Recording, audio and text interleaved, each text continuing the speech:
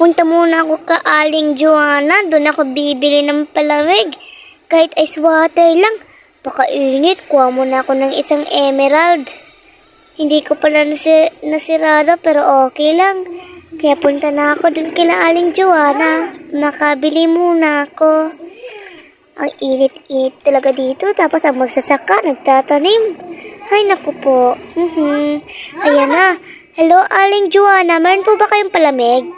May wala na iya. Pasensya talaga. Wala na. Ay, okay lang po. Wala na po talaga. Sige, punta na po ako. Salamat. Oo, iya. Kabinigwin na lang. Sige po. Tao po, binigwin. Meron ka po ba diyang palamig? Oo. Tingnan mo na lang dyan sa gilid. Iya. Ay, meron pa po. Isang ice nga po. Oo, sige. Salamat. Makauwi na nga lang ako.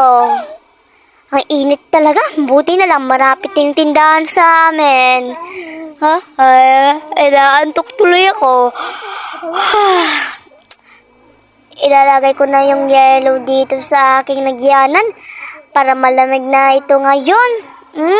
Malamig na. Masarap. May energy na ulit ako.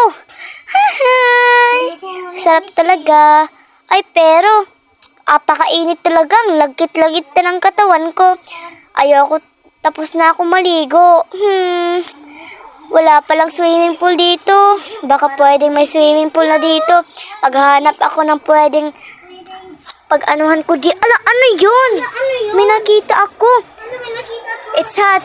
Free pool. Oh, free pool daw. Si Maring Stacy pala yun eh. Dito ako uupo. Wow, presko talaga. Maliligo na ako kasi mainit ang panahon ngayon. Oo.